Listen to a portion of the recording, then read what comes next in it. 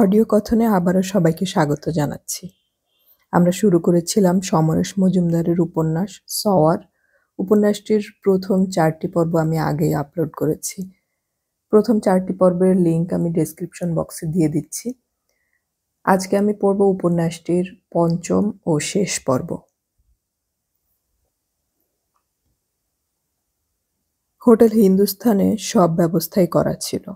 নিজের ঘরে ঢোকার সময় সে কোনো গার্ড দেখতে পেল না। মিস্টার শর্মা নাকি সিকিউরিটির ব্যবস্থা করেছেন। তারা কোথায়? শরীরে খুব অস্বস্তি হচ্ছিল। স্নান করল সে আবার। তারপর ঘরে খাবার আনিয়ে অল্প কিছু খেয়ে নিল। আগামীকাল তাকে রেস করতে হবে। প্রিন্সকে হারাতে হবে। মার্টিনের দি সানকে জেতাবার ব্যবস্থা করতে হবে তাকে। নিশ্চয়ই মাঠ শুদ্ধ লোক কালকে জেনে যাবে বায়রন মোটেই জেতার জন্য ছুটছে না। ভারতবর্ষের শ্রেষ্ঠ কাপে সে কলকাতার মাঠে ছুটবে একজন ইত্যাদির মতো। অথচ এমন ভঙ্গি করতে হবে যাতে স্টুয়ার্ডরা কোনো সন্দেহ করতে না পারে। অ্যাপ্রেন্টিস থাকার সময়ে 10 বছর আগে শেষ যে ভুলটা সে করেছিল, কালকেও সেটার অভিনয় করতে হবে। টিপটিপে যন্ত্রণা শুরু হয়ে গেল মাথায়। এই ঘরে ক্রমশ অস্বস্তি বেড়ে যাচ্ছে। একটু খোলা হাওয়ায় যেতে পারলে ভালো হতো। নিচের লনে গেলে কি সিকিউরিটি আপত্তি করবে? এখন তার সিকিউরিটির কি দরকার? শর্মার সিদ্ধান্তের কথা জেনে গেছে যখন সবাই, তখন সে আর লক্ষ্যের কেন্দ্র হতে পারে না। বায়রন বাইরে বেরিয়ে গেল। লিফটে না ঢুকে সিঁড়ি দিয়ে নিচে নামতে লাগলো সে। রিসেপশনের সামনে এসেও কাউকে দেখতে পেল না বায়রন। না, স্রেফ ভাওতা দিয়েছেন শর্মা। যাকে দিয়ে ঘোড়া জেতাতে হবে না, তার কি প্রয়োজন আছে এখন? সার্কুলার রোডে আসতেই একজন লোক ছিনে জোকের মতো পেছনে লাগলো। পৃথিবীর সব সুন্দরী মেয়েরা নাকি তার ঠিকানায় আছে। 2 মিনিটের রাস্তা। সাহেব যদি অপছন্দ করেন, একটা পয়সাও লাগবে না। কোনো রকমে লোকটাকে এড়িয়ে একটা ট্যাক্সি নিল বায়রন। বলল খোলা মাঠে কয়েক পাক ঘুরবে। রাতের ট্যাক্সিওয়ালারা বোধহয় এরকম খেয়ালি মানুষের অপেক্ষায় থাকে। গুনগুন করতে করতে সে রেড রোডের দিকে ট্যাক্সিটাকে নিয়ে যাচ্ছিল। রেসকোর্সটা চোখে পড়তেই শক্ত হয়ে গেল বায়রন। আগামীকাল তাকে এখানে চোরের মতো ছুটতে হবে। ঈশ্বর! আচ্ছা, প্রিন্স কি জিততে পারত চেষ্টা করলে? সিজারকে গ্যালপ করার সময়ও তো তার মনে হয়েছিল স্প্রিন্টার্স কাপ হাতের মুঠোয়। কিন্তু মাঠে নেমে তো সেটা হলো না। ব্যাপারটা ভাবতে ভাবতে সে কিছুটা হালকা হলো। হরি শর্মা বললেই যে সে জিতে যেত এমন তো নয়, বরং তখন জেতার জন্য সে মরিয়া হতে হতো। হারলে শর্মার কি হতো বলা যায় না। ট্যাক্সিটা তখন খিদিরপুরের দিকে বাঁক নিয়েছে। হঠাৎ মনে হতেই সে ড্রাইভারকে হেস্টিংসের টেবলের দিকে যেতে বলল। প্রিন্সকে একবার দেখতে খুব ইচ্ছে করছে তার। ট্যাক্সিটাকে অপেক্ষা করতে বলল বায়রন। এখন মধ্যরাত। চারপাশ নিস্তব্ধ। এই সময় স্টেবলে ঢোকা আইন বিরুদ্ধ। কয়েক পা এগোতে প্রহরীদের মুখোমুখি হলো সে। ওরা সবাই বায়রনকে চেনে। দেখতে পেয়ে অবাক তারা। বায়রন কামালের খোঁজ করল। ওরা গিয়ে ঘুম ভাঙিয়ে কামালকে ডেকে আনতেই সে একেবারে হকচকিয়ে বলল, আপনি এখানে ছোট সাহেব? একটু আলাদা সরে গিয়ে বায়রন বলল, আমাকে একটু প্রিন্সের কাছে নিয়ে যেতে পারো কামাল? আমি ওকে দেখতে চাই। প্রিন্স? পল সাহেব অর্ডার দিয়েছেন কেউ যেন ওর কাছে না যায়। আমি কালোকে রাইড করব। পলকে যা বলার আমি বলবো। একটু দাঁড়ান ছোট সাহেব। বায়রন জানে না কামাল কার কাছে অনুমতি নিতে গেল। প্রহরীরা তাকে দেখছে। মিনিট 5 বাদে কামাল এসে তাকে ভেতরে নিয়ে চলল। যেতে যেতে বলল, কাজটা বেআইনি, কিন্তু ছোট সাহেব, আপনার কথা আমি না মানি কি করে?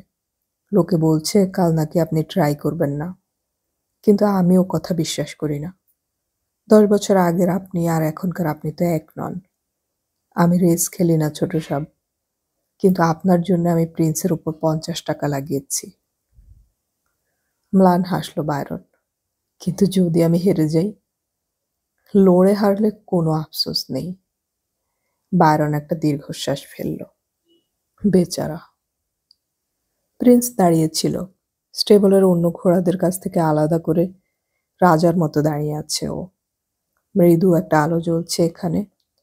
ওদের দেখা মাত্রই প্রিন্স কান খাড়া করে সোজা হয়ে দাঁড়ালো।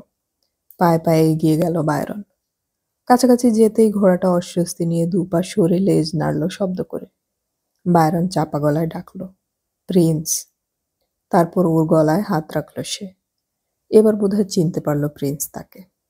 ধীরে ধীরে মুখ ঘুরিয়ে ওকে দেখল সে। তারপর মাথা তুলে আদর খেতে লাগলো চোখ বুজে। প্রিন্সের গায়ের স্পর্শ এবং গন্ধ অনুভবে আসা মাত্র অদ্ভুত এক শিহরণ এলো বায়রনের। ও স্থান কাল ভুলে গিয়ে ফিসফিসিয়ে বলল, আমাদের জিততে হবে প্রিন্স, আমাদের বদলা নিতে হবে। প্রিন্স কি বুঝলো কে জানে, বায়রনের মুখের চাপ তার গলায় নিয়ে সে কান নাড়ল শব্দ করে। গত রাতে কখন হোটেলে ফিরেছিল ঘড়ি দেখেনি বায়রন। আজ অনেক বেলায় ঘুম ভাঙল। ভাঙতেই মনে পড়ল কয়েক ঘন্টা বাদে ইনভিটেশন কাপ। তার মালিক চাইছে না যে ঘোড়াটা জিতুক। এরকম কাণ্ড এখনো এখানেই ঘটে। কোনো হিসেব এখানে খাটে না। আগামীকাল কি হবে আজ বিকেলে তা বলা যাবে না। বিছানায় শুয়ে এসে টেলিফোনটা বাজতে শুনল। হাত বাড়িয়ে রিসিভার তুলতেই পলের গলা কানে এলো। Good morning Sen. মর্নিং। কাল রাত থেকে তোমায় খুঁজছি, কোথায় ছিলে? কেন? শুনলাম রেস্ট হাউসে তোমার উপর আক্রমণ করার চেষ্টা হয়েছিল, তারপর থেকে তুমি উধাও। একটু আগে খবর পেলাম তুমি মাঝরাতে স্টেবলে গিয়েছিলে। এটা অন্যায় করেছ। অন্য কেউ হলে আমি কামালকে সাসপেন্ড করতাম। সরি। তোমার সঙ্গে আমার দেখা হওয়া দরকার। কখন? এখনই। আমি বড় ক্লান্ত পল। তুমি কি জানো শর্মা চাইছে রেসটা ছেড়ে দিতে? জানি। ওহ, কিন্তু আমি চাই না। প্যাডকে যা বলার বলো, কিন্তু ট্রেনারের নির্দেশ তুমি মানতে বাধ্য। অবশ্যই, তবে ঘোড়ার লাগাম আমার হাতে থাকবে। আর তুমি তো জানোই ঘোড়া যন্ত্র নয়। আর যে চটপট সমস্ত অঙ্কের সমাধান করতে পারে সে ইচ্ছে করে ভুল করলে কেউ তাকে ধরতে পারবে না। সেন! চিৎকার করে উঠল পল। আমি জানি প্রিন্সের দুর্বলতা কোথায়। গুড বাই পল, প্যাডকে দেখা হবে। রিসিভার নামিয়ে রেখে পলের জন্য অদ্ভুত মায়া হলো বায়রনের। কলকাতার চ্যাম্পিয়ন ট্রেনার ভারতবর্ষের শ্রেষ্ঠ বাজি জেতার সম্মান হারাতে কেন রাজি হবে? সত্যিই তো। হরি শর্মার উচিত ওর সঙ্গে ফয়সলা করা, ওকে বুঝিয়ে ক্ষতিপূরণের ব্যবস্থা করা। টেলিফোনটার দিকে তাকালো বায়রন। শর্মার সঙ্গে একবার কথা বলবে নাকি? রিসিভার তুলে ডায়াল ঘোরাতেই ওপাশে শব্দ হলো। ভাগ্যিস এই ঘরে ডাইরেক্ট টেলিফোন আছে, নইলে অপারেটর সব কথা শুনত। বোধহয় সেই রমণীটি সাড়া দিল। বায়রন নিজের পরিচয় জানিয়ে শর্মাকে চাইল। কয়েক মুহূর্ত সেই খসখসে অথচ পেলব গলা কানে এলো। হ্যালো। বায়রন বলছি। হো বায়রন, সকাল থেকে তোমায় ভাবছিলাম। অন্য সময় হলে এতই উত্তেজনা বোধ করতো বায়রন, এখন কোনো বোধ হলো না। সে জিজ্ঞাসা করলো, শর্মা সাহেব কোথায়? ঘুমোচ্ছে। শোনো, তোমার সঙ্গে আমার জরুরি দরকার আছে। বলুন। টেলিফোনে বলা যাবে না। হোটেলে আসুন। না, সেখানেও যাওয়া যাবে না। তাহলে? তুমি কি আজ রাত্রে আসতে চাও? মানে? তাহলে প্রিন্সকে জেতাতে হবে। This is my condition. Good bye. টেলিফোনটা কেটে যেতেই হতভম্ব হয়ে গেল বায়রন। এ কি কথা শুনছে সে? মার্টিনকে সমস্ত সত্য দিয়ে নিজের ঘোড়াকে জেতাবার চেষ্টা করবেন না বলে এতক্ষণ মহিলা স্থির করেছিলেন। এমন কি কাণ্ড ঘটতে পারে যাতে এক মুহূর্তেই মতটা বদলে গেল? নাকি মার্টিনের কাছে নিজে মাথা নোয়াতে পারেন, কিন্তু হরি শর্মার আত্মসমর্পণ সহ্য করা তার পক্ষে অসম্ভব। অথবা এও হতে পারে মিসেস শর্মার একমাত্র উদ্দেশ্য যে কোনো উপায়ে স্বামীর বিরুদ্ধে আচরণ করা। ঈশ্বর, এখন কি করা যায়? পকেটে সামান্য টাকা নিয়ে ভিক্টোরিয়াতে পৌঁছেছিল বীরেন সেন।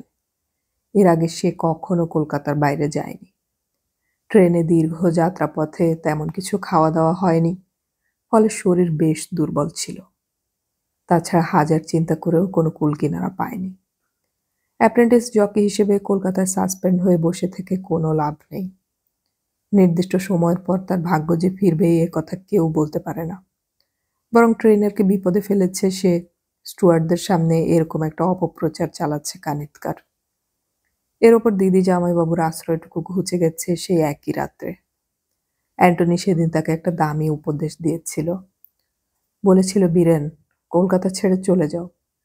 ভারতবর্ষে আরো অনেক রেসিং সেন্টার আছে, সেখানে অনেক বড় জকি দৌড়ায়, অনেক বড় ট্রেনার আছেন। কোথাও না কোথাও তোমার একটা জায়গা হয়ে যাবে, আর পরিশ্রম যদি করতে পারো তাহলে অবশ্যই একদিন সাফল্য পাবে। দুটো চিঠি দিয়ে দিয়েছিল অ্যান্টনি। আগে যখন সে কলকাতার ট্রেনারদের হয়ে বোম্বে ব্যাঙ্গালোর রাইড করতে যেত, তখনও অনেকের সঙ্গেই পরিচিত হয়েছিল। এই পরিচয়পত্র দুটি এখন বীরেন সেনের একমাত্র ভরসা। সেই প্রথম রাতটা বীরেন সেন স্টেশনেই কাটিয়েছিল। পরদিন ভোরে জিজ্ঞাসা করে অ্যান্টনির দেওয়া চিঠিটা প্রথম ব্যক্তির হাতে তুলে দিয়েছিল সে। ভদ্রলোক বেশ নামী ট্রেনার। চিঠিটা পড়ে ভুরুর তলায় তাকিয়েছিলেন তিনি। তারপর ধীরে ধীরে মাথা নাড়লেন। No, I am sorry. কোনো সাসপেন্ডেড জকিকে আমি প্রোটেকশন দেওয়ার কথা ভাবতেই পারি না। তাছাড়া যে একবার ট্রেনারের সঙ্গে বিশ্বাসঘাতকতা করেছে তাকে বিশ্বাস করা শক্ত। বোধে গেলে মুখের উপর দরজা বন্ধ করে দিয়েছিলেন ভদ্রলোক। একটি সুটকেস নিয়ে বোম্বের এ মাথা সে মাথা করে বেড়াতে হয়েছিল সেদিন দ্বিতীয় ভদ্রলোককে ধরতে। ফ্ল্যাটে গিয়ে শুনল উনি রেস কোর্সে আছেন। রেস কোর্সে সেদিন রেস ছিল না, ফলে বিনা অনুমতিতে ঢোকা অসম্ভব। অনেক বলেও কিছু লাভ হলো না। গেটে দাঁড়িয়ে অপেক্ষা করতে করতে বেলা গড়ালো। ভদ্রলোককে সে চেনে না, অনেক গাড়ি যাওয়া আসা করছে, তার একটাতে যদি ভদ্রলোক থাকেন তো হয়ে গেল। শেষ পর্যন্ত আবার বীরেন ওর ফ্ল্যাটের সামনে ফিরে এলো। ওর স্টেবল কোথায় তাও জানা নেই, কিন্তু এ কথা তো ঠিক উনি একবার বাড়িতে ফিরবেনই। সময়টা এখনো স্পষ্ট মনে আছে, সন্ধে সবে হয়েছে। ফ্ল্যাট বাড়িটার মুখে সুটকেস রেখে দাঁড়িয়েছিল বীরেন। গেটের দারোয়ানকে সে বারংবার বলে রেখেছিল স্মিথ সাহেব এলেই যেন ওকে চিনিয়ে দেয়। সন্ধে 7টা নাগাদ গাড়িটা ঢুকতেই দারোয়ান তাকে ইশারা করলো।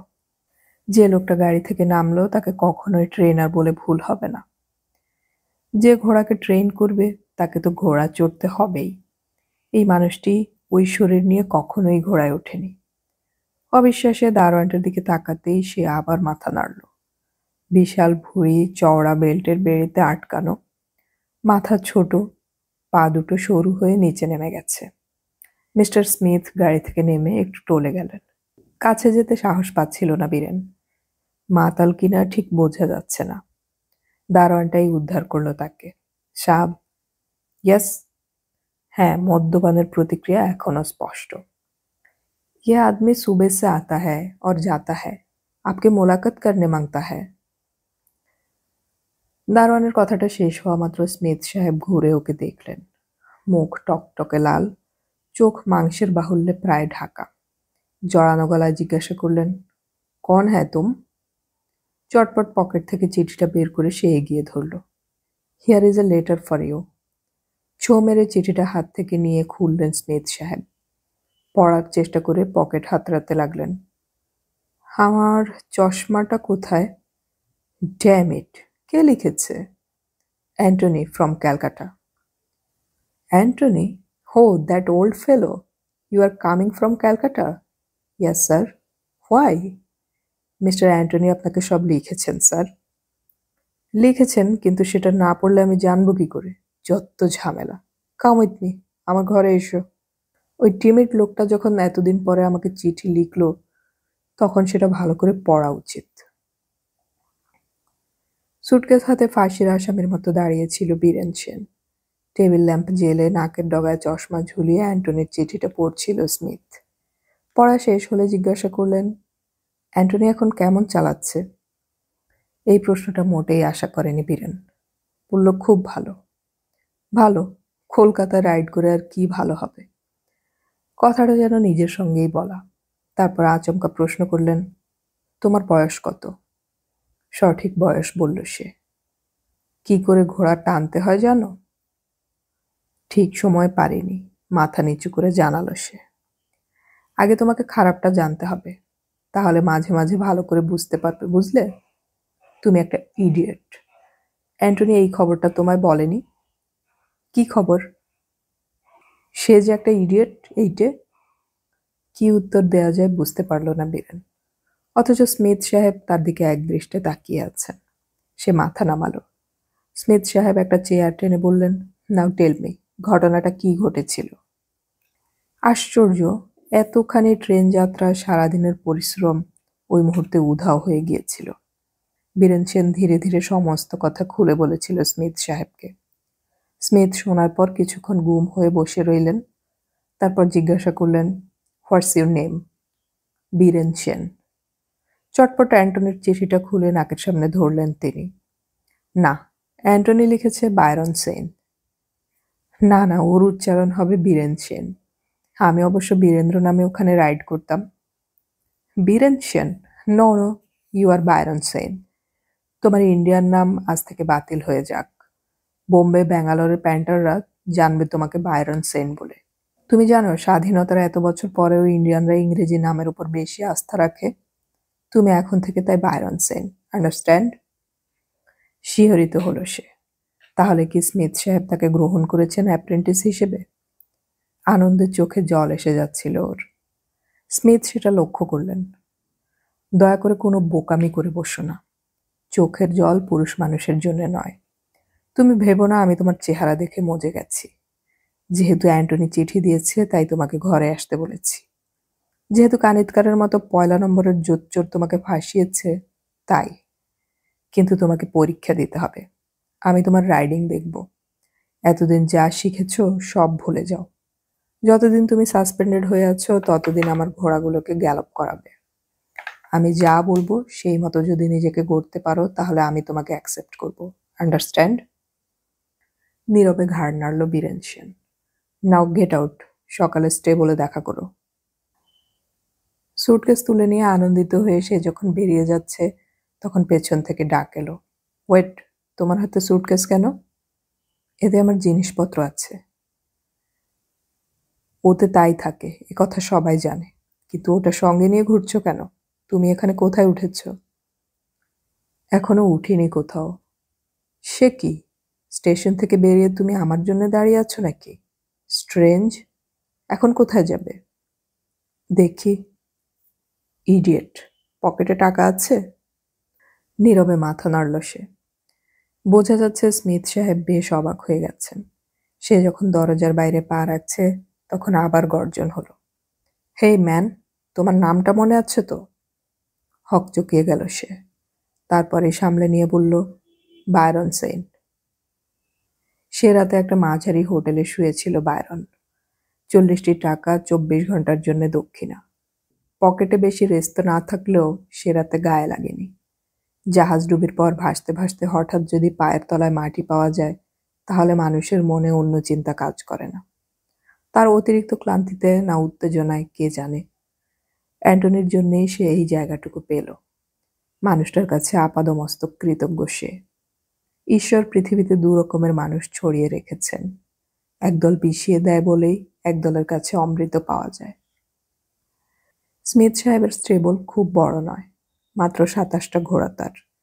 2 বছর বয়সের নবীন আছে 4টি। অন্য ঘোড়াগুলো খুব দামি নয়। সারাদিনের রেস কোর্সে তার এন্ট্রি 3 থেকে 4টে বাজিতে থাকে। খুব ভেবে চিন্তে ঘোড়া এন্ট্রি করেন ভদ্রলোক। যখন ভালো ঘোড়াগুলো হ্যান্ডিক্যাপে তার ঘোড়ার সমান থাকে তখন এন্ট্রি করেন না। সেগুলো জিতে বেশি হ্যান্ডিক্যাপড হয়ে গেলে কম ওজনের সুযোগ নিয়ে ঘোড়া এন্ট্রি করে বাজি জেতান। ফলে তার ঘোড়ার মালিকরা প্রায় প্রত্যেকেই জয়ের মুখ দেখে এবং বেশি দর পায়। স্মিথ সাহেবের বক্তব্য, মালিকরা ঘোড়া কিনে তাকে দিয়েছে মুখ দেখবার জন্য নয়। তারা টাকা খরচ করছে এবং ট্রেনারের কর্তব্য তাদের টাকা পাইয়ে দেওয়া। কোন ঘোড়া জিততে পারে সেই খবরটা পাবলিককে দেওয়ার জন্য রেস নয়।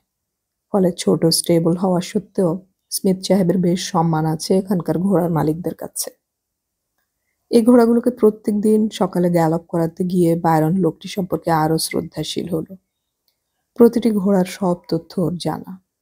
নিজে রাইড করতে সক্ষম না হলেও একজন জকিকে স্মিথ অনায়াসে তৈরি করতে পারেন। মুখ বুজে পরিশ্রম করে যেত বায়রন। স্মিথ সাহেবের একটা চালাকি ছিল। স্পার্টের সময় কখনো ঘোড়ার টাইমিং নোট করতেন না। বিভিন্ন স্পেসে ঘোড়াকে এক্সারসাইজ করাতে বলতেন জকিদের। প্রথম দিনে যে উপকারটি করেছিলেন সেটি হলো বায়রনকে স্টেবলের কাছাকাছি একটা ঘরের ব্যবস্থা করে দেওয়া। খুব সাধারণ ঘর, কিন্তু বেঁচে গিয়েছিল বায়রন। কখন কি খাবে, কতটুকু ঘুমোবে থেকে শুরু করে রেসের উপর নানান বিদেশি বইপত্র পড়তে দিতেন তিনি। একজন জকির সবচেয়ে বেশি ওজন হওয়া 48 কেজি। ওই ওজনটা যে কোনো ঘোড়ার পক্ষে বইতে কোনো অসুবিধে হবার নয়। শরীরে মেদ যাতে না বাড়ে তার দিকে কড়া দৃষ্টি রাখতে বলতেন স্মিথ সাহেব। এইরকম পরিশ্রম করে শাস্তির সময়টা পার হয়ে এলো বায়রন। সেটা ছিল বোম্বের ভরা সিজন। ক্লাস 4-এ স্মিথ সাহেব একটা ঘোড়া এন্ট্রি করেছেন ডিমোশন নেওয়ার জন্য।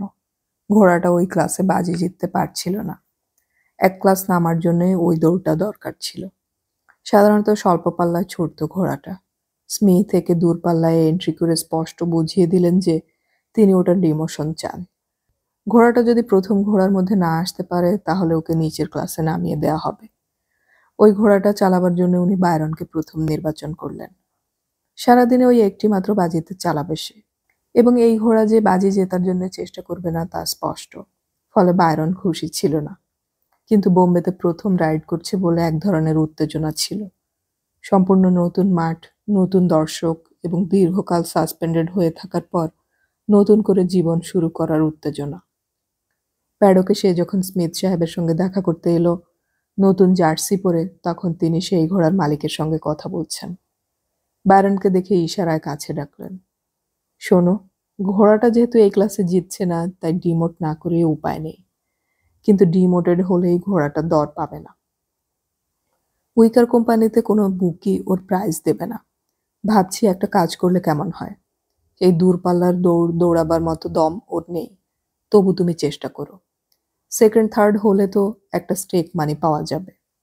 এবার ডিমোটেড না করলেও পরের বার করবেই। মাঝখান থেকে স্টেক মানি পেলে কি ক্ষতি। প্রথম, দ্বিতীয়, তৃতীয় এবং কখনো চতুর্থ হওয়া ঘোড়ার জন্য টার্ফ ক্লাব আর্থিক পুরস্কার দেন। সেটাকেই স্টেক মানি বলে। বায়রনকে স্মিথ কোনো বিশেষ নির্দেশ দিলেন না। দর্শকের সামনে দিয়ে সে যখন অন্য জকিদের সঙ্গে ঘোড়া নিয়ে স্টার্টিং পয়েন্টের দিকে যাচ্ছে তখন উল্লাস ধ্বনি শুনতে পেল। তারা অন্য একটি ঘোড়ার জকিকে অগ্রিম অভিনন্দন জানাচ্ছে। যেতে যেতে বায়রনের মাথায় একটা ভাবনা এলো। সে শুনেছে ওই ঘোড়াটা স্বল্প পাল্লার দৌড়ে সক্ষম, তার মানে খুব স্পিডি। তাই যদি হবে অন্য ঘোড়াগুলি থেকে প্রথমেই পূর্ণ গতিতেও এগিয়ে যেতে পারে। দম ফুরিয়ে অন্যদের কাছে হেরে যাওয়ার সময় কোন রকমে তৃতীয় হওয়ার সম্ভাবনা থাকে। রেস শুরু হলে সে তাই করল। যেন 1000 মিটার দৌড়চ্ছে এমন গতিতে 2000 মিটার দৌড় শুরু করলো। দূরপাল্লার দৌড়ে প্রথম দিকে সবাই জোরে ছোটে না দমের কারণে। তাই এক্ষেত্রে বায়রন 30 লেংথের ব্যবধান করে ফেলল। 800-900 মিটার যাওয়ার পরেই ঘোড়াটার গতি হ্রাস পেতে লাগলো। অন্য ঘোড়াগুলো বেগ বাড়াচ্ছে, কিন্তু 30 লেংথে কমতে কমতে 10 লেংথে যখন এসেছে তখন আর 50 মিটার বাকি। ঘোড়াটা যেন আর ছুটতেই চাইছে না বেদম হয়ে। কাছের ঘোড়া প্রায় 5 লেংথের মধ্যে এসে গেছে, কিন্তু কি আশ্চর্য, হাফ লেংথ এগিয়ে বায়রনের ঘোড়া রেস জিতে গেল। স্মিথ সাহেব খুব হেসেছিলেন সেদিন। বোম্বেতে প্রথম দিনেই সে রেসটা জিতেছিল বলে অভিনন্দন জানিয়েছিলেন। সত্যি কথা বলতে কি, শেষ 50 মিটার দৌড় বলে মনে হয়নি। বায়রনের ঘোড়ার তীব্র বেগে ছোটার পর এমন হাঁপিয়ে গিয়েছিল যে ওর ভয় হচ্ছিল যে কোনো মুহূর্তে পা মুড়ে না বসে পড়ে। 2 হাতে কোনো রকমে ঘোড়াটাকে খাড়া রাখতে চেয়েছিল সে। প্রথমে বিরাট ফারাক হয়ে যাওয়ায় সেই ফাঁকটা ভরাট করা সম্ভব হয়নি প্রতিপক্ষের। স্মিথ সাহেব স্বীকার করেছিলেন হইবাজি পাওয়ার কোনো কথাই ছিল না, স্রেফ বায়রনের উপস্থিত বুদ্ধির জন্য জয় হয়েছে। পরদিনই বোম্বের ইংরেজি কাগজের খেলার পাতায় হেডলাইন বের হলো, মৃত ঘোড়াকে জকি বয়ে এনে জিতিয়ে দিল। সেই শুরু। প্রথম 4 বছর স্মিথ সাহেবের ছাড়া আর অন্য কারো ঘোড়া চালায়নি সে, কিন্তু 1.5 বছরেই সে অ্যাপ্রেন্টিস থেকে পূর্ণ জকির মর্যাদা পেয়েছিল 40টি বাজি জেতার কল্যাণে। সচরাচর এমন ঘটে না বলেই বায়রনের নাম মুখে মুখে ফিরতে লাগলো। এখন বোম্বে, ব্যাঙ্গালোর এবং মাদ্রাজে বায়রন সেইন যে ঘোড়া চড়বে সেটি জেতার জন্য অবশ্যই চেষ্টা করবে বলে লোকে ধরে নেয়। শুধু ঘোড়া ভালো হলেই রেস জেতা যায় না। জকির উপস্থিত বুদ্ধি, কৌশল, সেই সঙ্গে সাহস দরকার। বায়রন সেইন এগুলো অর্জন করেছে বলেও ট্রেনাররা মনে করেন। স্মিথ সাহেব রেস থেকে বিশ্রাম নেওয়ার পর এতদিন সে বিশেষ কোনো ট্রেনারের সঙ্গে যুক্ত ছিল না। সামনের বছর মার্টিনের স্টেবলে যাচ্ছে সে। প্রতি বছর বিদেশ থেকে জকি আনায় মার্টিন। এবার সে মন পাল্টাচ্ছে। কলকাতার কোনো ট্রেনার তাকে না ডাকলে অথবা বাইরের কোনো ট্রেনার যদি এখানে ঘোড়া ছোটাতে আসে এবং তাকে কন্ট্রাক্ট করে তবেই সে আসতে পারে। তেমনটা কখনো হয়নি। বছর 4 আগে কলকাতায় যখন শেষবার ইনভিটেশন কাপ হয়েছিল, তখনও তার ডাক পড়েনি। যেসব ট্রেনার সেই বাজিতে ঘোড়া রাখার আমন্ত্রণ পেয়েছিলেন, তাদের প্রত্যেকেরই নিজস্ব জকি ছিল। এবছর সে ডাক এসেছে। পল এবং হরি শর্মা তার সঙ্গে যোগাযোগ করার পর থেকেই ভেতরে ভেতরে উত্তেজনা শুরু হয়ে গিয়েছিল বায়রনের। শেষ পর্যন্ত সুযোগ এলো প্রতিশোধ নেবার। এখন তার কোনো অভাব নেই। মোটা ব্যাংক ব্যালেন্স, বোম্বাই ব্যাঙ্গালোরে বিশাল ফ্ল্যাট নিয়ে সে রীতিমতো বড়লোক। কিন্তু প্রায়ই মাঝরাতে ঘুম ভেঙে যায়। চোখ বন্ধ করে সে দেখতে পায় সাসপেন্ডেড বীরেন্দ্র মাথা নিচু করে স্টুয়ার্ডদের ঘর থেকে বেরিয়ে আসছে। স্বার্থপর কুচক্রী মানুষগুলো একটার পর একটা দরজা মুখের ওপর বন্ধ করে দিয়েছিল সেদিন। শুধু অ্যান্টনি ছিল বলেই আজ সে বায়রন সেন হতে পেরেছে। অথচ আজ তাকে আরেক খেলার শিকার হতে হচ্ছে।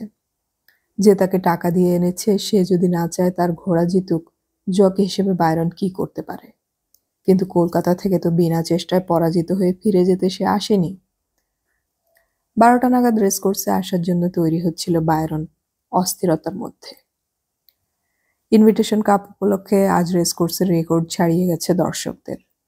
3টে গেটেই বিরাট লাইন পড়ে গেছে ঢোকার জন্যে। মেম্বার্স এনক্লোজারে সুবেশ মহিলা পুরুষের কাঁধ ছোঁয়া ভিড়। ভারতবর্ষের সবকটা রেসিং সেন্টারের জেতা অথবা দ্বিতীয় হওয়া ঘোড়াগুলো এই কাপে আমন্ত্রিত হয়। মার্টিনের 2টো ঘোড়াই সেই সুবাদে আমন্ত্রিত হয়েছিল। কিন্তু লর্ড কৃষ্ণা আহত হয়ে পড়ায় ওই সেরা বাজি থেকে একটি ঘোড়া কমে গেছে। চারপাশে চাপা গুঞ্জন, জুপিটার রেস জিতছে। কুমার মঙ্গলমের ঘোড়া মার্টিনের দি সানকে সহজেই হারিয়ে দিতে পারে। প্রথমে 4টে বাজিতে কিছু করার নেই, বক্সে বসে রেস দেখল বায়রন। সত্যি কলকাতার মাঠের তুলনা হয় না। এই বিশাল সবুজের স্থির চিত্রটি ভারতবর্ষের কোনো সেন্টারে পাওয়া যাবে না।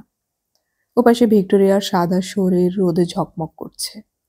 3টে গ্যালারি উপচে পড়ছে মানুষের ভিড়ে। সামনের মাঠে গিজগিজ করছে কালো মাথা। অ্যান্টনির খোঁজ করতে লাগলো সে। আজকের রেসিং কার্ডে অ্যান্টনির নাম নেই। অর্থাৎ এত বড় একটা দিনে কোনো ট্রেনার ওকে নেয়ার কথা ভাবেইনি। এক ধরনের অপরাধ বোধ এলো বায়রনের। গুরু বলতে যদি তার কেউ থাকে, তবে সেই লোক অ্যান্টনি। সে কি কিছুই করতে পারে না অ্যান্টনির জন্যে? পরপর 4টে রেস হয়ে গেল আধ ঘন্টা বিরতি দিয়ে। 10 বছর পর প্রথম নার্ভাস হলো বায়রন। এবার ইনভিটেশন কাপ, তার স্বপ্ন। অথচ 2টো হাঁটুতে যেন একটুও শক্তি নেই। সে কোনো রকম জার্সি পরে প্যাডকের দিকে হাঁটতে লাগলো। মার্টিনের ঘোড়া দি সানকে চালাচ্ছে ডিক, বার্নি নয়। এরকমটা হবে সে জানত। ডিক যতই নেশা করুক, মার্টিন জানে ওর মতো বুদ্ধিমান জকি হয় না। বার্নি থাকলে বেশি চিন্তা করতে হতো না, কিন্তু ডিক কি করবে সেটা আগে থেকে অনুমান করা যায় না। ব্যাপারটা ভাবতেই হাসি পেল বায়রনের। অন্যদের নিয়ে চিন্তা করে কি লাভ? তাকে তো জিততে নিষেধ করা হয়েছে। কোথায় যেন পড়েছিল সে, জকি হলো ট্রেনারের হাতের পুতুল। তাহলে পল কি বলে শোনা যাক। প্যাডকের চারপাশে মানুষ উপচে পড়ছে। বিভিন্ন সেন্টারের ঘোড়ার মালিক ট্রেনাররা জকিদের সঙ্গে ছোট ছোট গ্রুপ করে আলোচনা করছে। বুকের ভেতর স্থির হয়ে গেল বায়রনের। ক্লিওপেট্রা, শ্যাম শর্মা এবং পল পাশাপাশি দাঁড়িয়ে। শ্যামকে অনেকক্ষণ বাদে দেখতে পেল সে। মুখ বেশ হাসি খুশি। হরি শর্মা ওখানে নেই। যেহেতু তিনি কাগজপত্রের মালিক নন, তাই ওখানে আসাটা তার পক্ষে শোভনীয় নয়। কাছে গিয়ে অভিনন্দন জানাতেই শ্যাম শর্মা বলল, বাবা নিশ্চয়ই আপনাকে বলেছে তিনি কি চান। নীরবে মাথা নাড়ল বায়রন। That's all right. কথা শেষ করে একটু ব্যস্ততার ভান করে শ্যাম কুমার মঙ্গলমের দলটার দিকে এগিয়ে গেল। ক্লিওপেট্রা রোদ চশমা পরে চুপচাপ দাঁড়িয়ে। বায়রনের মনে হলো ওর ঠোঁটের কোণে একটু ভাঁজ পড়ল। ওটা কিসের? কৌতুকের? সে মাথা ঘুরিয়ে চারপাশে তাকাতে লাগলো। ট্রেনাররা জকিদের শেষবার উপদেশ দিয়ে দিচ্ছে, অথচ পল একদম চুপচাপ। সহিসরা ঘোড়াগুলোকে একের পর এক নিয়ে এলো প্যাডকে। প্রত্যেকটাই টকবক করছে। জুপিটার দেখতে চমৎকার। 4 পায়ে এমন নাচছে যেন সংকেত পেলেই সে ছুটে যাবে। দি সান খুব ফিট, কোমর সরু। সে তুলনায় প্রিন্সের হাবভাবে কোনো চঞ্চলতা নেই। নির্দেশ আসা মাত্র ট্রেনাররা জকিদের নিয়ে ঘোড়াগুলোর দিকে এগিয়ে গেল। পা বাড়াতেই বায়রন খসখসে গলাটা শুনতে পেল, আজ রাত্রে আমি তোমার জন্য অপেক্ষা করব। শীতল হলো বায়রন। মহিলা এখনো চাইছেন সে প্রিন্সকে জিতিয়ে দেয়, বিনিময়ে একটা মজার রাত তিনি উপহার দেবেন বায়রনকে। সে কিছু বলার আগেই পল তাকে ডাকল। প্রিন্সের লাগাম ধরে আছে পল। কাছে গিয়ে প্রিন্সের পিঠে ওঠার আগে জিজ্ঞাসা করল, পল, কি করব? যা তোমার বিবেক করতে বলবে, দ্যাটস অল। লাফ দিয়ে পিঠে উঠতেই প্রিন্স নেচে উঠল। বায়রন ঝুঁকে পড়ে ওর গলায় হাত বোলাতে লাগলো। ঘোড়াটা দুবার মুখ তুলল। ওর চোখ যেন বায়রনকে আর একবার পরখ করে নিয়ে হাঁটা শুরু করলো।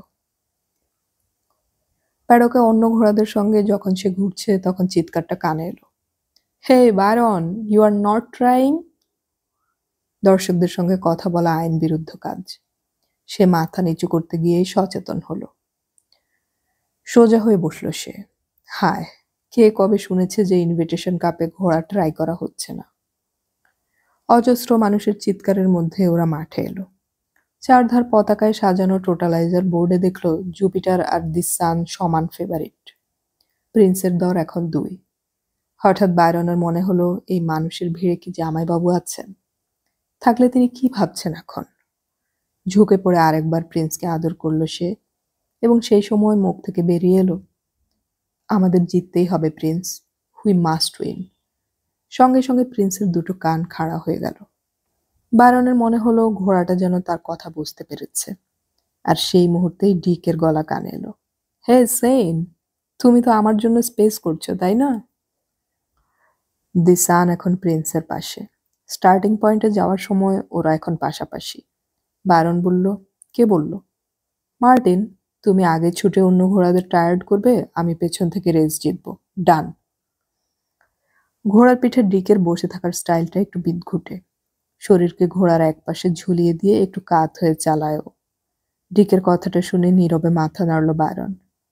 আলাপ আলোচনা তাহলে অনেক দূর পর্যন্ত গড়িয়েছে। পাশাপাশি ঘোড়াগুলো খাঁচায় ঢুকে গেলে স্টার্টার সংকেত দিলেন। ভারতবর্ষের শ্রেষ্ঠ বাজি দি ইনভিটেশন কাপ শুরু হলো। গ্যালারির মাইকগুলোতে রেসের ধারা বিবরণী বাজছে। কয়েকটা টেলিভিশন ক্যামেরা একসঙ্গে কাজ করছে। এপাশে একটা গাড়িতে কয়েকজন মানুষ সতর্ক চোখে লক্ষ্য রাখছেন যেন কোনো অসৎ কাজ না হয়। যেতে হবে দীর্ঘ পথ। বায়রন দেখল মাদ্রাজের আরেকটা ঘোড়া প্রথমেই লিড নিল, তৃতীয় জুপিটার, চতুর্থ প্রিন্স। ঘাড় ঘুরিয়ে দেখল দি সান সব শেষে। ঘোড়াগুলো 1200 মিটার মোটামুটি এই অবস্থায় পেরিয়ে আসার পর জুপিটার দ্বিতীয় স্থানে উঠে এলো। সামনের ঘোড়াগুলোর দিকে তাকিয়ে অস্বস্তিটা আরও বেড়ে গেল বায়রনের। বুকের ভেতর বীরেন্দ্রনাথ সেন একটু একটু করে মাথা তুলছে। সুযোগ হারাচ্ছ বায়রন। এরপর মাথা খুঁড়লেও তুমি পারবে না বদলা নিতে। তোমার ট্রেনার বলছে বিবেক যা বলবে তাই করো। চেষ্টা করো, চেষ্টা করো। সমস্ত কলকাতার মানুষ দেখবে তুমি ভারতবর্ষের শ্রেষ্ঠ সওয়ার। শিরায় শিরায় যেন ঢেউ উঠল। এদিকে সেই বাঁক এসে যাচ্ছে। সামনে অন্তত 3টে ঘোড়া পথ জুড়ে ছুটছে। চাবুক মারতে গিয়ে হাত গুটিয়ে নিল বায়রন। প্র্যাকটিসের সময় পল তাকে জিজ্ঞাসা করেছিল সে চার্জ করেছে কিনা। ওটাই যদি অস্ত্র হয় তাহলে শেষ মুহূর্তে ব্যবহার করাই ভালো। কিন্তু কিছুতেই প্রিন্স এগোতে পারছে না। জুপিটার অন্তত 3 লেংথে গিয়ে। প্রিন্স তৃতীয় হয়ে ছুটছে। হঠাৎ পাশ থেকে শো একটা শব্দ হলো। জিপ দিয়ে শব্দ করে ডিক দি সানকে নিয়ে তীব্র গতিতে বেরোচ্ছে, একদম আউটসাইড দিয়ে। টপকে যাচ্ছে একটার পর একটা ঘোড়াকে। আর মাত্র 300 মিটার বাকি। দি সান আর জুপিটার এখন গায়ে গায়ে ছুটছে। বাঁ দিকের গ্যালারিতে উল্লসিত চিৎকার। কে জিতবে বোঝা যাচ্ছে না। ওরা অন্তত প্রিন্সের চেয়ে 4 লেংথে গিয়ে। হঠাৎ বায়রন যেন পাগল হয়ে গেল। বাঁ হাতে চাবুক মারছে আর মুখের সমানে বলে যাচ্ছে, প্রিন্স, আমাকে জিততেই হবে। Prince, I have to win. ওরই মধ্যে বায়রনের মনে হলো ঘোড়াটার দুটো কান খাড়া হলো। সমস্ত শরীর এখন কাঁপছে। আর মাত্র 50 গজ, এবং জেতার কোনো সুযোগ নেই। কিন্তু তখন যে ঘটনাটা ঘটল তার জন্য বায়রন প্রস্তুত ছিল না। দর্শকরা যখন জুপিটার এবং দি সানকে আলাদা করতে পারছে না, তখন প্রিন্সের শরীরে বিদ্যুতের ছোঁয়া লাগলো। হঠাৎই সে তীরের চেয়ে দ্রুত বেগে ছুটে গেল সামনে। বায়রন কোনো রকমে ওকে আঁকড়ে ধরে রইল।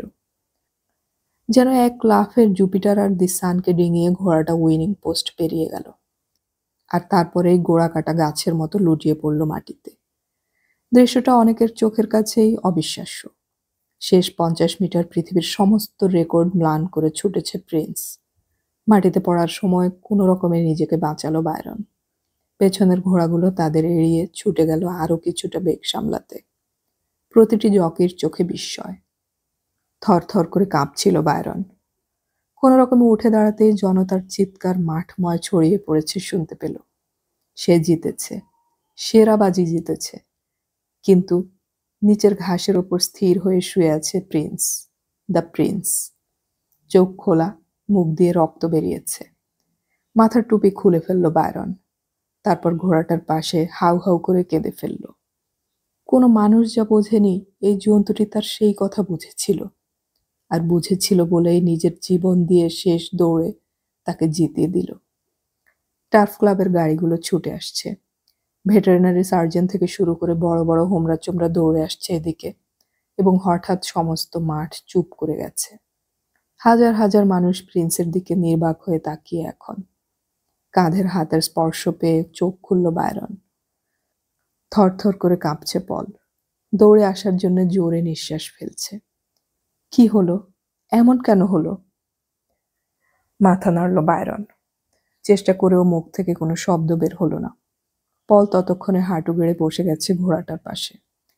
ভেটেরিনারি সার্জনের ততক্ষণে দেখা হয়ে গিয়েছিল। এবার পল কান্নায় ভেঙে পড়ল।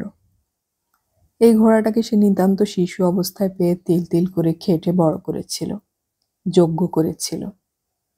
ওরই মধ্যে দু একজন অফিসিয়ালি ওদের অভিনন্দন জানিয়ে দিল। পল নিজেকে সামলে উঠে দাঁড়ালো। ধন্যবাদ। প্রিন্সের মৃতদেহ সামনে রেখে আমাকে ধন্যবাদ বলতে হচ্ছে। হায় ঈশ্বর। ততক্ষণে টার্ফ ক্লাবের বিরাট লরিটা এসে গেছে। সেখান থেকে কর্মচারীরা নেমে এসে ত্রিপল দিয়ে ঘিরে ফেলল প্রিন্সকে। পল বায়রনের হাত ধরল। Let's go. সমস্ত শরীর এখন অসাড়। বায়রনের চোখ আরেকবার প্রিন্সের শরীরের দিকে ফিরে গেল। একটু আগেও ঘোড়াটা জীবিত ছিল, এখন স্থির একটা পাথরের মতো পড়ে আছে ত্রিপলের আড়ালে। বাইরে থেকে আদলটাই শুধু বোঝা যাচ্ছে। হঠাৎ পল ওর হাত জড়িয়ে ধরল। আমার অভিনন্দন, তুমি আমাকে বাঁচালে সেন। মাথা নিচু করে হাঁটতে হাঁটতে বায়রন বলল, না পল, রেসটা আমি জিতিনি, যে জিতেছে সে শুয়ে রয়েছে ওখানে।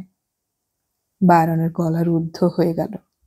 ওরা যখন ক্লাব হাউসের দিকে এগিয়ে যাচ্ছিল তখন আবার হাততালি শুরু হলো। সমস্ত মাঠ এবার অভিনন্দন জানাচ্ছে জকি এবং ট্রেনারকে। গেটের মুখটায় বেশ ভিড়। সবাই বায়রনের সঙ্গে হাত মেলাতে চায়। বায়রন উদ্গ্রীব হয়ে সেই চেনা মুখটিকে খুঁজছিল। অ্যান্টনি কোথায়? এই মুহূর্তে অ্যান্টনিকে দেখতে চাইছিল সে প্রবলভাবে। অথচ সামনে কিংবা ওই গ্যালারিতে কোথাও অ্যান্টনিকে দেখতে পেল না সে। হঠাৎ সে পলের দিকে ঘুরে দাঁড়ালো। পল, আমি খুব অসুস্থ বোধ করছি। পলের মন ভারাক্রান্ত, তবু কথাটা শুনে উদ্বিগ্ন হলো। সে কি হয়েছে? জানি না, এই মৃত্যু আমি স্ট্যান্ড করতে পারছি না। তুমি কি ড্রেসিং রুম অব্দি যেতে পারবে? হ্যাঁ পারবো, কিন্তু আমি আজ আর রাইড করতে চাই না। এক মুহূর্ত চিন্তা করলো পল। অল রাইট, আমি এখনই তোমার কথা অফিসারদের বলছি। ওই ঘোড়াটা অবশ্য শিওর উইনার ছিল। বুকিরা ওর কোনো প্রাইজ দিচ্ছে না। সবাই জানে ও যাবে এবং জিতে আসবে।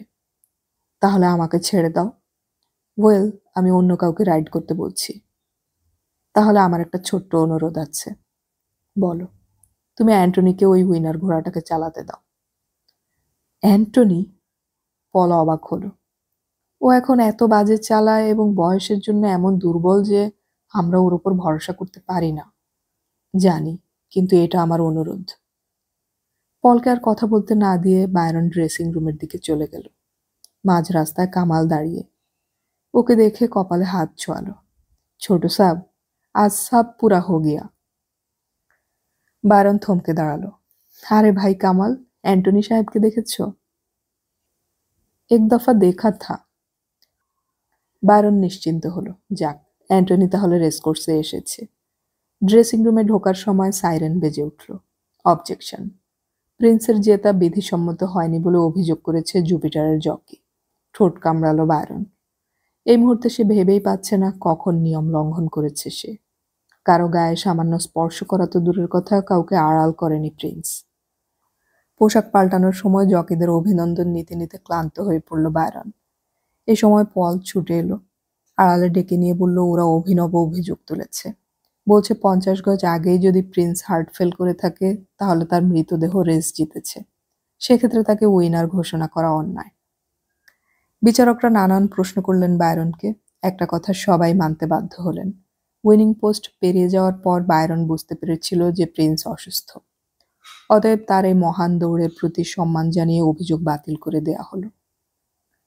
মাইকে সেই কথা ঘোষণা করা মাত্র আবার উল্লাস ছড়িয়ে পড়ল চারধারে। ঘরের বাইরে এসে দাঁড়ানো মাত্র বায়রন ওকে দেখতে পেল। বিশাল মুখে শিশুর আনন্দ। দুহাত বাড়িয়ে এগিয়ে আসছেন তার দিকে। কাছাকাছি হতেই লোকটা তার হাত জড়িয়ে ধরল। কাল সারা রাত ঘুমোতে পারিনি সেইন, আজ ঠিক করলাম রেস কোর্সে আসবই না। নিজের হাতে নিজেকে হত্যা করা দেখতে পারতাম না। এখানে না এলে কিন্তু আমি বাঁচতেই পারতাম না সেইন। প্রিন্সকে জিতিয়ে দিয়ে তুমি আমার প্রাণ ফিরিয়ে দিয়েছ। আমি সিদ্ধান্ত নিয়েছি মার্টিনের কাছে আর ঘোড়া পাঠাবো না, পলই দেখবে। এই কলকাতাই আমার ভালো। কিন্তু মিসেস শর্মা তো ওকে সব রাইট লিখে দিয়েছেন। জানি, তাই আমাকে ক্ষতিপূরণ দিতে হবে। দেব, শুধু তোমার কাছে আমার অনুরোধ, এখানে চলে এসো পাকাপাকি ভাবে। বায়রন বৃদ্ধের মুখের দিকে তাকিয়ে হাসল, কিছু বলল না। আমার কি আনন্দ হচ্ছে। আজ রাত্রে আমি বিরাট ডিনার দিচ্ছি। কিন্তু সেন, তুমি কিছু চাও আমার কাছ থেকে? এনিথিং? আমার কিছু চাইবার নেই মিস্টার শর্মা। নো নো, তুমি আজকে রাজ করেছ। আমি তোমাকে দিতে চাই প্রাণ খুলে। তোমার যা ইচ্ছে তাই বলো।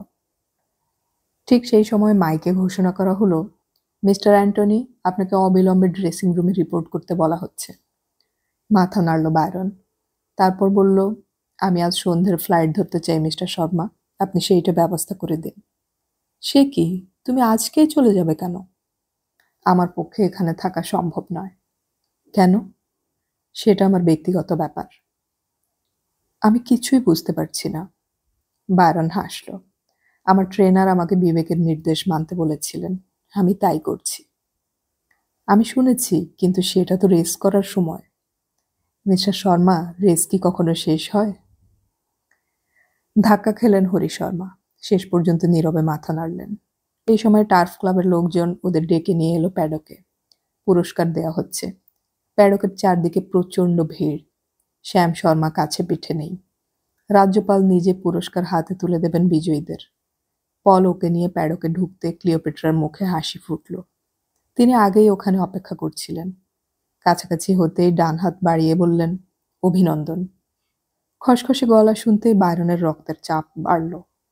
সে কোনো রকমে বলল, ধন্যবাদ, অজস্র ধন্যবাদ। পল তখন এগিয়ে গিয়েছে। ক্লিওপেট্রার চোখ দেখা যাচ্ছে না, কিন্তু শরীর টান টান হলো। নিঃশ্বাস ফেলল বায়রন। অদ্ভুত আনন্দ হচ্ছে এই মুহূর্তে। সত্যি কথা, যে ছেড়ে দিতে জানে তার কোনো অভাব হয় না। ক্লিওপেট্রা বলল, আজ রাত্রে তুমি আমার কাছে থাকবে। তুমি হোটেলে থেকো, আমি টেলিফোন করব। এখন তুমি উপযুক্ত হয়েছ। বায়রন কেঁপে উঠল। চারপাশে অজস্র মানুষ, কিন্তু ক্লিওপেট্রার কথা তারা কেউ শুনতে পাচ্ছে না। সে বলল, ধন্যবাদ, কিন্তু আমি আপনার কথা বুঝতে পারছি না। ঢং করো না। এয়ারপোর্টে তোমার চোখ দেখেই জেনেছিলাম তুমি কি চাও। আমি আজ তোমাকে সব দেব। ধন্যবাদ, কিন্তু আমি একটু বাদেই ফিরে যাচ্ছি। মানে? ক্লিওপেট্রা হতভম্ব হয়ে গেল। আমি কারো দয়ার দান গ্রহণ করি না। ঠিক সেই মুহূর্তে মাইকে ঘোষণা করা হলো, দিনের শেষ রেসের কিছু পরিবর্তন হয়েছে। হর্স নম্বর 1-এর জকি বায়রন অসুস্থ হওয়ায় ওই ঘোড়াটি চালাবেন জকি অ্যান্টনি। চারধারে হতাশার স্বর উঠল। লোকে অ্যান্টনিকে যেন কল্পনাই করেনি। ক্লিওপেট্রাকে এই প্রথম মাথা নিচু করতে দেখল বায়রন। মাইকে নাম ডাকা হচ্ছিল। মিসেস শর্মা প্রিন্সের মালিক হিসেবে ওনার কাপটি গ্রহণ করলেন হাসি মুখে। পল এগিয়ে গেল ট্রেনারের পদকটি নিতে, কিঞ্চিত নার্ভাস হয়ে পড়ল। এবার মাইকে ঘোষণা করা হয়, বিজয়ী জকি বায়রন সেইন। ধীরে ধীরে এগিয়ে গেল বায়রন, হাত মেলালো। চারপাশের হাততালির শব্দে মনে হচ্ছে লক্ষ পায়রা উঠছে। পদকটি নেবার আগে মৃদু গলায় সে বলল, যদি অনুমতি দেওয়া হয় তাহলে একটা কথা বলতে চাই। 4-5টা কণ্ঠ একসঙ্গে উচ্চারণ করল, ইয়েস। আমার নামের উচ্চারণ সঠিক হয়নি। সে কি, আপনার নাম বায়রন সেন নয়? উজ্জ্বল হেসে ঘাড় নাড়ল সে। না, ওটা বাংলা শব্দ। ঠিক উচ্চারণ হলো বীরেন সেন। লোকগুলো হতভম্ব হয়ে গেল প্রথমে। সমস্ত প্যাডক চুপ। সেক্রেটারি কাগজটার দিকে ভালো করে তাকালেন। তারপর গলা ঝেড়ে মাইকে বললেন, আমি দুঃখিত। ভারতবর্ষের শ্রেষ্ঠ বাজি দি ইনভিটেশন কাপ বিজয়ের সম্মান গ্রহণ করছেন জকি বীরেন সেন। অজস্র হাততালির মধ্যে নত হয়ে পুরস্কার নিল বীরেন্দ্রনাথ সেন। কলকাতার মানুষ খবরটা জেনে উত্তাল এখন। ব্যবস্থা হয়ে গেছে ফিরে যাওয়ার। প্রত্যেকের অভিনন্দন নিয়ে সে যখন অ্যান্টনির সঙ্গে কথা বলতে গেল তখন অ্যান্টনি ঘোড়ায় বসে সার দিয়ে ঘোড়াগুলো বেরিয়ে যাচ্ছে মাঠের উদ্দেশ্যে। অ্যান্টনিকে এখন আরো বৃদ্ধ দেখাচ্ছে। টকবকে ঘোড়ার পিঠে বড্ড বেমানান, কোনো দিকে তাকাচ্ছে না। আর দেরি করলে প্লেন ধরা যাবে না। যাওয়ার সময় হোটেল থেকে সুটকেস নিয়ে যেতে হবে। বীরেন সেন চুপচাপ বেরিয়ে এলো শর্মার লোকের সঙ্গে। গাড়ি প্রস্তুত। রেসকোর্সের বাইরে এসে অজস্র গাড়ি দেখতে পেল সে। শেষ রেস হয়ে গেলে জায়গাটায় চলা যাবে না। ড্রাইভারকে দ্রুত বেরিয়ে যাওয়ার নির্দেশ দিয়ে সে পেছনের সিটে গা এলিয়ে দিল। আশ্চর্য, তার আজকে তেমন আনন্দ হচ্ছে না কেন? 10 বছর জমে থাকা প্রতিশোধ নেবার আকাঙ্ক্ষা মিটে যাওয়ার পরও এমন নিঃস্ব মনে হচ্ছে কেন? হঠাৎ সে ড্রাইভারকে বাঁ দিকে গাড়িটাকে দাঁড় করাতে বলল। তারপর দরজা খুলে ছুটে গেল মাঠের রেলিংয়ের দিকে। এখান থেকে উইনিং পোস্ট অনেক দূর। সে বিখ্যাত বাঁকটি দেখা যায়। কিছু দরিদ্র মানুষ রেলিং ধরে দাঁড়িয়ে তাকিয়ে আছে মাঠের দিকে। ভেতরে ঢোকার পয়সা নেই ওদের। বীরেন ওদের পাশে গিয়ে দাঁড়ালো। একটু আগে ওই মাঠের নায়ক যে এখন সাধারণ পোশাকে ওদের সঙ্গে রেস দেখছে, এ খেয়াল কারোর নেই। সবার চোখ মাঠের দিকে। সেখানে রেস শুরু হয়েছে। বীরেন উদ্বিগ্ন চোখে অ্যান্টনিকে খুঁজছিল। 4 নম্বর পজিশনে আসছে অ্যান্টনি। খুব অলস ভঙ্গি, কিন্তু বয়স হয়েছে বলে মনেই হচ্ছে না। বাঁকের মুখে এসে গেল ওরা। ওই ঘোড়াটা তার নিজের জেতানোর কথা ছিল। এই মুহূর্তে বীরেন সেন মনে মনে বলছিল, তোমাকে জিততেই হবে অ্যান্টনি। আউটসাইড দিয়ে বের করে আনো ঘোড়াটাকে। চার্জ করো, চার্জ করো। এখান থেকে উইনিং পোস্ট দেখা যায় না। বীরেন সেন নিজের সমস্ত ইচ্ছে জড়ো করে অ্যান্টনিকে ঠেলে দিচ্ছিল যেন। ওরা রেস করছে। প্রত্যেকেই আগে যাওয়ার চেষ্টায় মগ্ন। হঠাৎ ঝাঁকুনি খেলো যেন বীরেন সেন। স্খলিত পায়ে এসে ফিরে আসছিল গাড়ির দিকে। আমরা কি জীবনের রেসের শেষটা জানতে পারি? কি হবে দাঁড়িয়ে থেকে?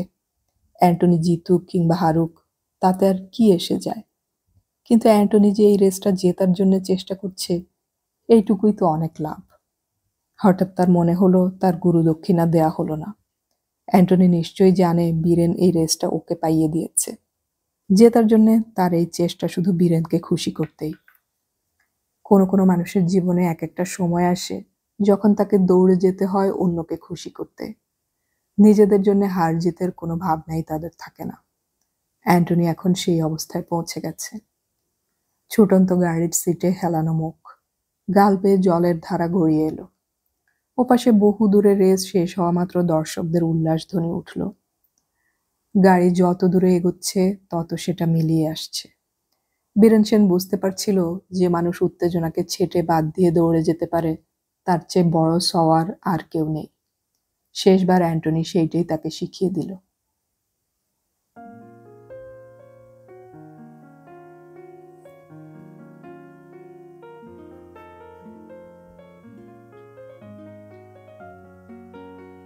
শেষ হলো সমরেশ মজুমদারের উপন্যাস সওয়ার। উপন্যাসটি আমি 5টি পর্বে ভাগ করে পড়েছিলাম। আজকে শেষ পর্বের মাধ্যমে শেষ হয়ে গেল উপন্যাসটি। অডিও কথনে আমাদের গল্প পাঠ ভালো লাগলে চ্যানেলটি সাবস্ক্রাইব করে রাখুন এবং বন্ধুদেরকে শেয়ার করুন। আমাদের গল্প পাঠ আপনাদের কেমন লাগছে তা কমেন্টে অবশ্যই জানাবেন।